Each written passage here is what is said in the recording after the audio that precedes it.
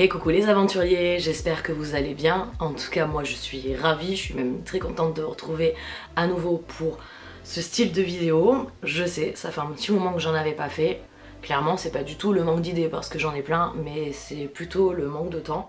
J'essaye de publier assez souvent, mais pour ceux qui attendent des vidéos toutes les semaines, je suis désolée, c'est pas encore ça. En tout cas sachez pour ceux qui ont Instagram que en ce moment je suis un peu active sur Instagram puisque je vous partage régulièrement des stories de l'avancée de l'aménagement du lys, puisque encore une fois on modifie, de toute façon à chaque nouvelle aventure on modifie toujours un petit peu le caisson. Là on a changé à nouveau la tente de toit, on a refait une tente de toit un peu plus propre. Donc pour ceux qui ont Instagram, n'hésitez pas à vous abonner, ça me fera toujours plaisir. Et puis en ce qui concerne YouTube, bienvenue. N'hésitez pas à lâcher un petit pouce, à vous abonner à la chaîne et à me laisser un petit commentaire. Sachez que je prends toujours le temps de répondre à tous vos commentaires. S'il y en a auxquels j'ai pas répondu, je m'en excuse, mais en général je prends toujours le temps de répondre. Donc voilà, comme d'habitude c'est une introduction à rallonge. Passons au sujet de la vidéo, nos 5 pires frayeurs et galères qu'on ait vécues en aventure. Alors, clairement c'est pas du drama, hein. Ne vous attendez pas à ce qu'il y ait un grave accident, un mort, ou ce genre de choses, non non, c'est juste des galères ou grosses frayeurs. Les deux dernières honnêtement je vous les souhaite pas non plus parce que quand même ça fait bien palpiter le cœur, hein. Ça fait, voilà, c'est pas terrible et c'est un peu chiant. Mais c'est pas du drama non plus, hein. Mais voilà, ce sont nos 5 pires galères et frayeurs. Il y en a d'autres, hein. C'est pas les seuls, mais ce sont les pires qu'on ait vécu lors de nos aventures. Commençons directement avec l'anecdote numéro 1. Alors là, clairement, ça me reflète bien. Je suis un peu... J'ai deux mains gauches, hein.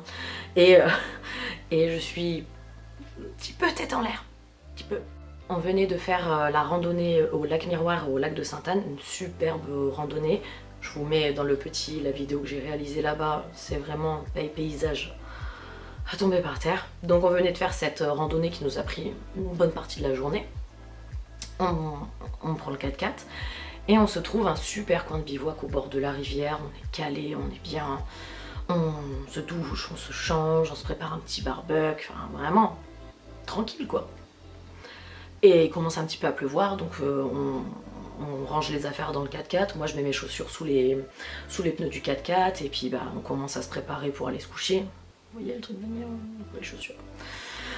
Donc on va se coucher et le lendemain on prend la route en direction du col de l'Isoard et du lac Vert de Névache qui est une autre rando qu'on a faite. Enfin, que là sur le coup on va faire. Arrivé sur le parking de la randonnée, je vais pour prendre mes chaussures de rando et...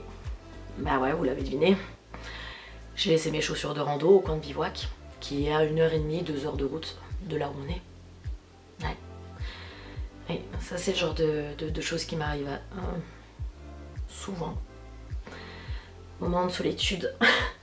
Brice, ça fait tellement d'années qu'il est avec moi, je pense qu'il a fini par lâcher l'affaire. Donc quand je me relève, et je lui fais...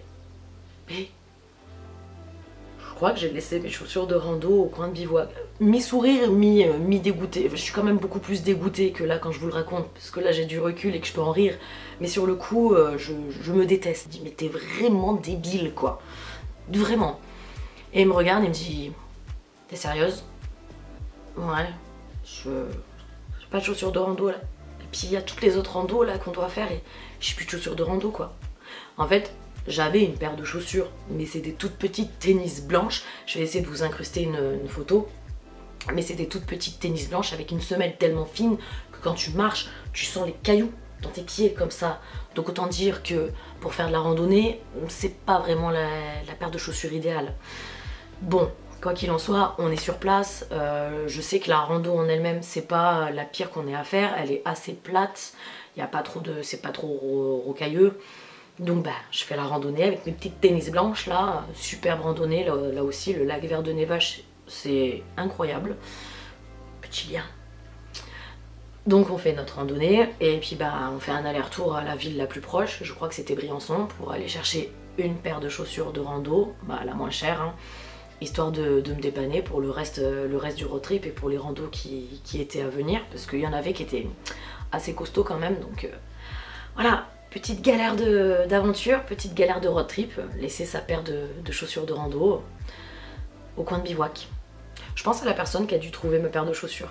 Voilà, si tu passes par là, si tu as trouvé une paire de chaussures de rando à proximité de Seillac, au bord de la rivière, c'est les miennes. Voilà, c'est cadeau. Ah non, c'est pas cadeau, c'est perdu, mais c'est cadeau quand même. Donc voilà pour la première anecdote.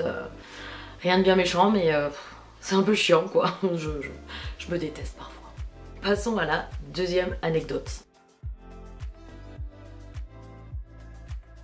Alors, celle-ci, elle remonte pas mal, hein. J'avais 18 ans et c'était mon premier voyage, tout premier voyage en solo que je faisais. À l'époque, j'étais en fac de langue, j'étais en LEA, anglais-espagnol, et je devais faire un mémoire. Pour ce mémoire, il fallait que j'aille à l'étranger. Donc j'ai choisi Madrid pour faire mon mémoire. Bon, autant vous dire que le mémoire, je l'ai jamais fait et que j'ai plus profité de Madrid qu'autre chose. Donc pour ce premier voyage en solo, je ne prends pas l'avion et je prends le train pour aller à Madrid, et j'ai une correspondance Barcelone-Madrid. C'est mon premier voyage en solo, je suis pas vraiment débrouillarde. Pas du tout même je crois, parce que maintenant avec l'expérience que j'ai, j'aurais pas du tout fait les choses comme ça, bref. Et j'arrive à Barcelone et ma correspondance en fait elle est extrêmement courte. Le temps que j'arrive et que je change de train, j'arrive au niveau du quai et là je vois mon train s'éloigner. Mon train s'en va sans moi. Je le vois partir. Et là je me dis mais je fais quoi? J'ai pas de train là, en sachant qu'on était en fin d'après-midi, début de soirée. Donc je demande à l'agent du quai, je lui dis c'est quand le prochain train? Et elle me dit bah demain matin, je crois que c'était vers 6 h du matin ou 5 h 30, quelque chose comme ça. Et là dans ma tête ça fuse, je me dis mais je dors où ce soir? Mais je fais quoi? Mais je pose 36 000 questions parce qu'en fait bah, je suis solo, j'ai loupé mon train, normalement je devais arriver à l'auberge de jeunesse le soir même. Et ben je me retrouve à dormir dehors, à l'entrée de la gare, au devant de la gare en fait, puisqu'on peut pas dormir dans la gare, en tout cas à l'époque, je sais pas ce qu'il en est maintenant, mais on peut pas dormir dans la gare la nuit quoi. Donc je me retrouve dehors, le cul calé contre ma valise, toute seule, avec la nuit qui tombe, devant la gare, à attendre mon train du lendemain. T'es là, t'es une jeune fille, solo, c'est ton premier voyage, toute seule, et puis bah t'es toute seule à dormir la nuit comme ça, en pleine nuit devant la gare. Alors ça c'est petite frayeur, parce que quand on est une femme seule qui voyage, on a énormément d'a priori, énormément de craintes, justifiées ou pas. Alors oui, clairement quand on est une femme seule qui voyage, il faut être prudente. Moi j'avais une bombe au poivre avec moi, même encore aujourd'hui quand on voyage, maintenant on est deux, je suis en couple, mais on prend certaines précautions. Mais là, ouais, il y a quelques appréhensions qui me sont venues et on se fait un petit peu peur toute seule quoi. Après, je dis pas, oui il faut être prudente quand on est une femme seule qui voyage, mais il faut pas non plus avoir peur de tout. Parce que le truc c'est que si on a peur de tout, alors déjà on voyage pas, clairement, parce que à écouter les autres, si ça machin, on voyage jamais. Et puis on se prive de ce bonheur qu'est de voyager. Et on se prive aussi de s'ouvrir vers les autres et de discuter quand même vers les autres, parce qu'on a tellement de craintes qu'on va pas vers les autres. Donc oui, il faut être prudente, mais il faut pas non plus que ce soit de la parano. Il faut un juste milieu. Donc voilà, au niveau de la frayeur, sachant qu'en plus dans la soirée je me suis fait accoster par un gars qui, je sais pas si on peut dire, je vois sur YouTube, qui était en train de fumer des substances illicites, donc un peu mal à l'aise, etc. parce qu'il me dragouillait un petit peu. Moi j'étais là solo, le cul sur ma valise, à moitié en train de somnoler, puis avec des sursauts, histoire de dire non, reste éveillé, on sait jamais, tu veux, voilà, la crainte. Faire agresser, de me faire voler, et en fait au final ce gars plutôt cool, après m'avoir un peu dragouillé et que je l'ai envoyé, je lui ai dit que j'étais pas intéressée, etc.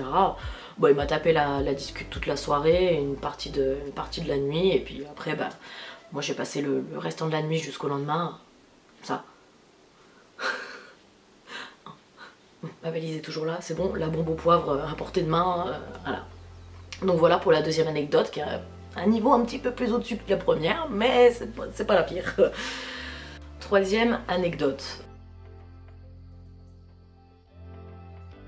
Alors celle-ci, elle est... c'est une anecdote de famille, ça clairement c'est quelque chose que j'ai partagé avec mes parents, ma soeur, mon chéri. Ça c'est... J'en rigole mais sur le coup je vous jure qu'on s'est chié dessus. Alors c'était, on se faisait un... Sachant qu'on avait déjà fait ce bivouac là le week-end d'avant, on n'avait eu aucun souci, hein. Tout s'était bien passé tous les deux, mais là... Il faut que ce soit le jour où je fais un bivouac en famille. Première fois que mes parents se font un bivouac, on leur fait tester le 4x4. Et nous, on avait pris du coup les tentes. Et ma soeur et son conjoint de l'époque, pareil, ils avaient pris leur tente. Ma soeur, qui est un peu une caguette, elle a un petit peu peur de... Je t'aime, sister, si tu vois cette vidéo, mais... Elle a un petit peu... Elle a quand même peur de beaucoup de choses. Peur de la nuit, peur des bruits, peur... Alors là, clairement, elle a été gâtée cette soirée-là. Voilà, c'était son premier bivouac. Maintenant, elle n'a pas encore refait de bivouac avec nous. Je comprends pas pourquoi. Donc mes parents dans le 4x4, ma soeur et son conjoint dans une tente, et Brice et moi dans une autre tente. Donc bah, voilà, on fait notre journée tranquille au Verdon, dans un super coin de bivouac, là encore, un super spot. On fait notre journée canoë, dans les basses-gorges, etc. Notre soirée, c'était pour mon anniversaire que j'avais fait ça, je m'en souviens. Et donc, on passe la soirée, nous on reste un petit peu à veiller avec Brice, parce que comme on sait justement que ma soeur est un petit peu peureuse, voilà, on surveille qu'il s'endorme, etc. On va pour se mettre dans la tente pour dormir, sachant que, bah, comme je vous le disais, j'ai toujours une bombe au poivre avec moi, bon là, je l'ai plus, elle ne fonctionne plus, hein. Mais on a autre chose, et cette autre chose qu'on garde toujours avec nous, c'est une hache. Et je vous parle de hache parce que j'ai encore cette image en tête, absolument magique. Donc nous couchons dans notre tente, on commence à s'endormir, et là, dans la nuit, un bruit. Alors, difficile à vous décrire, mais je sais que je vous ai mis une vidéo pour vous donner l'idée dans le récit de ces aventures là. Je vous mets le lien, je vous mettrai avec les anecdotes de toute façon. Je vous mets le lien en barre d'infos, allez voir à quoi ressemble ce bruit.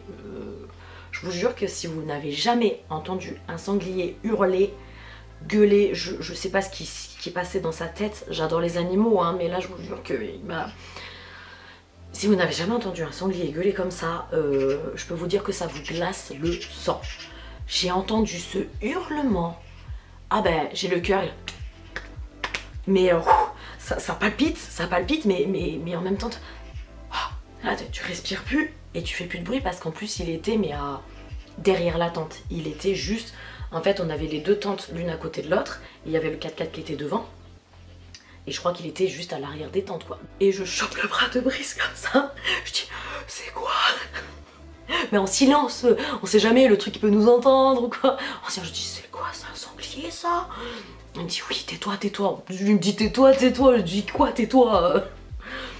Et bien du coup on est là, pas un bruit. Bien écoute. Et là, non je déconne, il nous a pas foncé dessus. Mais le truc c'est que du coup, avec la frayeur etc, Brice prend la hache et il sort de la tente comme ça, à moitié à poil. Genre il croit qu'il va faire peur au sanglier comme ça. Le sanglier l'avait déjà détalé depuis très longtemps. Mais et ma soeur qui à côté, elle était limite en train de pleurer en crise d'angoisse. Je rigole, mais sur le coup quand t'es quelqu'un qui a peur facilement, non, on en rigole maintenant aujourd'hui, donc je me permets de rigoler, mais sur le coup je vous jure qu'elle a eu vraiment peur, parce que la pauvre c'était son premier bivouac, la première fois qu'elle dort dehors, pleine nuit noire, elle était perdue dans la forêt, première nuit comme ça, la pauvre. Donc en fait, ce qui s'est passé, c'est que de peur, en fait, on a tous dormi dans le pick-up. Eux, ils ont dormi à l'intérieur et nous, on a dormi dans la benne. On a dormi comme ça le reste de la nuit, de peur que le sanglier revienne. C'est pour ça que là, on se dit, dormir dans un véhicule, c'est bien, c'est un peu plus sécurisant quand même. Donc voilà, au niveau de la frayeur, franchement, allez voir le bruit que ça fait.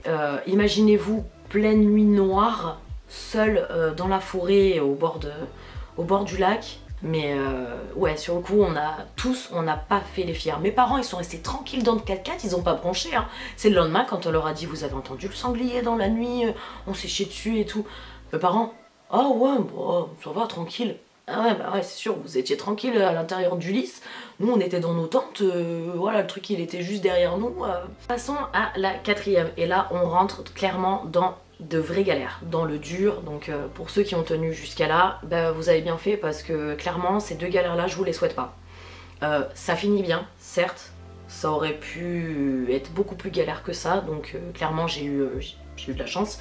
Mais ouais, c'est deux galères vraiment pas cool. Pour la quatrième, et bah, c'était au Mexique, notre tout premier voyage à tous les deux avec Brice.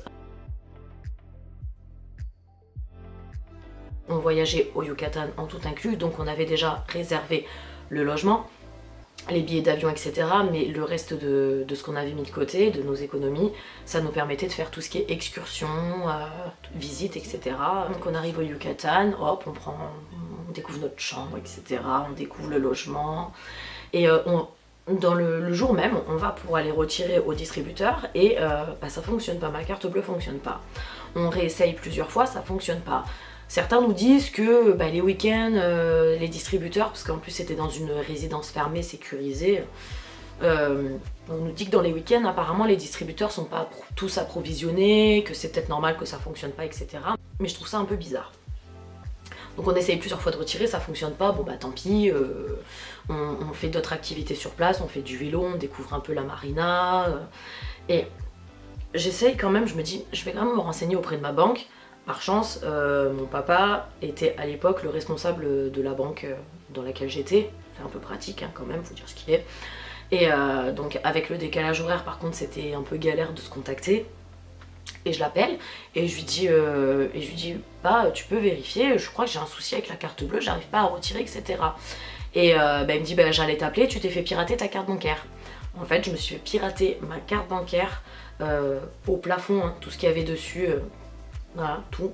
Je m'étais fait pirater la carte bancaire juste à l'aéroport avant de partir bah, pour le Yucatan. Ceux qui ont plus de recul par rapport au voyage vont me dire bah ouais mais vous êtes parti avec une seule carte bancaire. Eh ben ouais. Ouais, erreur de débutant, clairement, c'est plus du tout notre cas aujourd'hui, mais erreur de débutant en partant en voyage, ben on est parti avec une seule carte bancaire et pas d'espèces, rien. En fait, tout était sur la carte bancaire, toutes nos économies pour ce voyage, donc... Heureusement, justement, comme je vous disais, mon père il est responsable de la banque, donc il a fait tout le nécessaire pour gérer la chose. Et il m'a envoyé un mandat cash avec bah, à peu près le montant qu'on avait de côté sur la carte bancaire, le temps que je puisse me faire rembourser, etc. Donc pareil papa, si tu regardes cette vidéo, merci parce que clairement t'as sauvé nos vacances au Yucatan parce qu'on n'aurait rien pu faire autrement tout simplement. Et je remercie aussi Martine qui est la personne qui nous a récupérés à l'aéroport puisque grâce à lui en fait, bah, comme on avait zéro espèce, zéro carte bancaire, je lui ai expliqué la situation. Il fallait qu'on prenne le collectivo pour que je puisse aller récupérer le mandat cash à Playa del Carmen.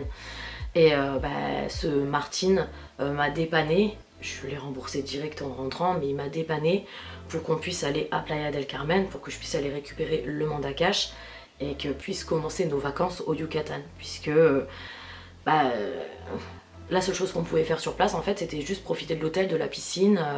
Bon il y avait la plage en face, heureusement, hein, pendant 2-3 jours c'est ce qu'on a fait le temps que tout soit réglé. Mais ouais, c'était pas l'idée de venir au Mexique, au Yucatan, sans pouvoir visiter les temples mayas, visiter Sian Ka'an, voir les dauphins. Donc voilà au niveau de la galère, se faire pirater sa carte bancaire juste avant de partir en voyage, je vous le souhaite pas, donc bah, bien sûr, conseil, partez toujours avec au moins 2 cartes bancaires et de l'espèce. Et même 3 cartes bancaires, non j'exagère mais soyez toujours prévoyants au niveau de l'argent parce que partir avec une seule carte bancaire clairement c'était une grosse erreur de débutant et c'est le truc à ne pas faire puisque bah voilà ce qui peut vous arriver. Voilà au niveau de la 4e galère, on est bien hein voilà. Je vous l'avais dit, là c'était une grosse frayeur, ça sert surtout de leçon ça par contre comme genre de galère. 5e galère et frayeur, alors là ça concerne ce qui m'est le plus cher quand je pars en voyage. Alors là je vais passer pour une matérialiste quand même, mais la chose la plus chère pour moi quand je pars en voyage, hormis mon chéri, c'est mon appareil photo. Mon appareil photo c'est... Ouais, j'adore la photo, je vous l'ai dit, je suis une passionnée de photographie. Un appareil photo, voilà, ceux qui regardent ma vidéo, qui sont passionnés de photo ou photographes, vous savez ce que je veux dire, vous me comprenez. T'as pas envie de te le faire voler, t'as pas envie de le perdre ou autre, tu y tiens à ton appareil photo. Et bah voilà, la 5e galère. C'était lors de notre road trip de 3 semaines au Costa Rica. C'était à la fin du voyage. On faisait le trajet pour découvrir Sarchi, tout ce qui est artisanat du bois, etc., les charrettes colorées, et on devait aller à la cascade de Toro Amarillo. Et donc sur le trajet, entre temps on a faim, on s'arrête à un petit soda pour manger. Le mec est adorable. Clairement, je ne me rappelle plus son prénom, je suis désolée, je ne me rappelle plus le nom du soda, mais merci. Donc nous mangeons, on se régale, c'est super, on discute avec le propriétaire du soda, super sympa, etc. Moi pour manger comme d'habitude, j'enlève, bon j'avais pas de veste, il faisait trop chaud, j'allais dire j'enlève ma veste, mais non. J'enlève l'appareil photo, mon sac, je pose tout à côté sur une table, etc. Et donc on mange, on discute, et on reprend la route. On devait aller visiter la cascade de Toro Amarillo. Et sur la route, je veux pas écorcher le nom, je crois que c'est Zarchero. Enfin bon bref, je vous mettrai le lien là aussi. C'est des super jolis jardins avec une église magnifique. C'est très beau et du coup on voit ça sur le trajet. Je me dis bah tiens viens arrête-toi, on va prendre quelques photos. On avait quitté le soda était à une demi-heure de route, un petit peu plus. Et je vais pour prendre, même petite anecdote que pour les chaussures, je vais pour prendre mon appareil photo et là, il n'y a plus l'appareil photo. Alors ni une ni deux je comprends, hein. Je l'ai laissé sur la table du soda. On s'est engueulé, et moi en plus je me suis pareil, je m'en suis voulu, je me suis dit mais t'es conne, mais je me suis tapé intérieurement, je suis passée par toutes les couleurs. Blanche surtout blanche. Là je me déteste vraiment parfois de ce genre de bêtises, mais bon après ça me sert de leçon parce que je vous jure que je fais pas ça 2 fois, hein. Clairement, hein. Une fois ça suffit. Et j'ai eu une chance énorme. J'ai eu ce monsieur, franchement, merci à lui. C'est que, en fait, et ben, quand on est retourné, du coup, on a fait l'aller-retour. Hein, j'allais pas laisser l'appareil photo là-bas. On a fait l'aller-retour au soda. J'arrive, panique, en ouvrant la porte comme ça, genre, presque en pleurs. Et il a de suite compris. Et hop, il a mis l'appareil photo comme ça sur le bar et avec un sourire. Et là, je crois que je l'ai pris dans mes bras. Je crois que je l'ai pris dans mes bras, presque les larmes aux yeux, en lui disant merci parce que clairement il aurait pu être malhonnête ou un client qui passait par là aurait pu embarquer l'appareil photo, c'était hyper simple, il était là à portée de main pour tout le monde quoi. Donc mais non, il a eu le réflexe, il s'est dit à mon avis ils vont repasser, etc. Donc il y a vraiment, on a beaucoup d'a priori comme je vous disais, mais honnêtement il y a des gens qui... Voilà, moi, lui, il m'a permis de partir du Costa Rica avec un bon souvenir parce que je me serais fait voler mon appareil photo. J'aurais été au bout de ma vie, clairement, parce que... Ouais, c'est des choses qui arrivent, hein, malheureusement, c'est que du matériel. Oui, c'est sûr, c'est que du matériel. Clairement, j'ai eu une chance folle ce jour-là. Il y a des gens bien et on se freine vraiment beaucoup au niveau des voyages par rapport aux a priori, etc. Donc voilà pour la 5e et dernière grosse frayeur, anecdote de voyage. J'ai failli perdre mon appareil photo, j'ai failli me faire voler mon appareil photo. J'ai perdu pendant quelques secondes, enfin pendant 1 heure mon appareil photo. J'ai laissé mon appareil photo dans un restaurant. Je sais pas comment formuler ça, mais ouais, j'ai une grosse frayeur. Donc entre la carte bleue et l'appareil photo, clairement j'ai hésité au niveau du classement. Les deux se valent, hein, mais les deux finissent bien. Je vous dis, il y en a d'autres, mais c'est les 5 que j'ai retenus et les 5 que j'ai eu envie de partager avec vous.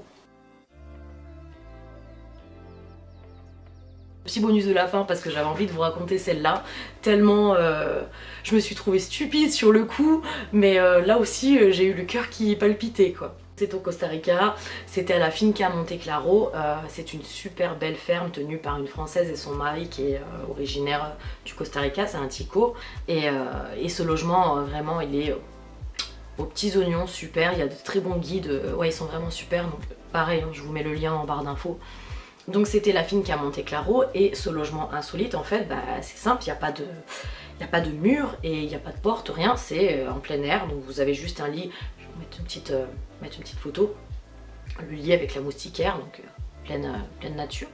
C'était coupé, sans wifi, l'eau à l'eau de pluie, enfin vraiment le truc comme on aime, le genre de logement qu'on aime quand on fait des logements insolites, vraiment très proche de la nature. Donc on prend de quoi se faire à manger, petit barbecue, ouais, on adore les barbecues, hein.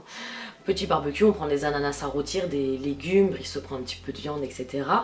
Et quand on revient du magasin, on croise Christian, le tico, qui nous dit n'ayez pas peur, dans la nuit, si vous entendez des bruits un peu bizarres, si vous entendez hurler, c'est normal, il y a des coyotes.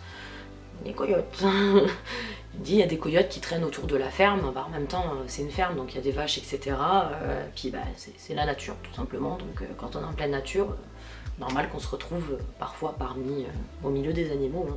Donc il nous dit ça, nous en connaissance de cause, bah, on fait notre soirée, on fait le feu justement parce qu'on sait que ça peut éloigner les animaux, on fait notre petit barbecue, etc. Et d'un coup, j'entends courir, mais des pas hyper rapides, je peux pas vous limiter, mais une horde en train de courir. Et sur le coup m'est venue une peur, et j'ai pensé de suite coyote. Et j'ai eu l'air très ridicule quand je me suis mis à comme ça sur le sol du logement comme si ça allait leur faire peur. Voilà, je me suis mis à taper comme ça. Brice m'a regardé, m'a dit mais qu'est-ce que tu fais? Je dis mais t'as entendu je crois que c'est les coyotes et tout. Et en fait non, c'était juste les chevaux qui s'étaient échappés de l'enclos. Pas du tout les coyotes. Lui s'est foutu de ma gueule. T'inquiète pas B, j'ai une anecdote à raconter sur toi. On s'en souvient de la tequila. J'avoue que j'avais l'air vraiment ridicule. De peur, ouais, à taper comme ça sur les planches du sol, comme si ça allait faire peur aux coyotes, quoi. Donc voilà, le petit bonus de la fin, sachant que quand même, dans les 2 nuits qu'on suivit, les coyotes, on les a entendus et ils étaient pas loin. Mais ils sont jamais venus tout près de la maison, ils sont jamais venus manger ce qu'on était en train de manger ou nous croquer une jambe. Hein. Cette vidéo a été faite sans filtre, des plus naturels possibles. J'espère que le format vous a plu. N'hésitez pas à me laisser un petit pouce, à me mettre en commentaire ce que vous avez pensé des anecdotes, comment vous auriez réagi. Si vous avez ce genre d'anecdotes à me raconter, n'hésitez pas, j'adore ce genre d'histoire. Et puis bah, je vous dis à très vite pour la prochaine vidéo qui sera nos 5 meilleurs moments marquants. Pareil, je sais pas encore comment je vais vous dire ça, mais nos 5 meilleurs moments en voyage, en aventure. Je vous fais des gros bisous et je vous dis à très vite les aventuriers.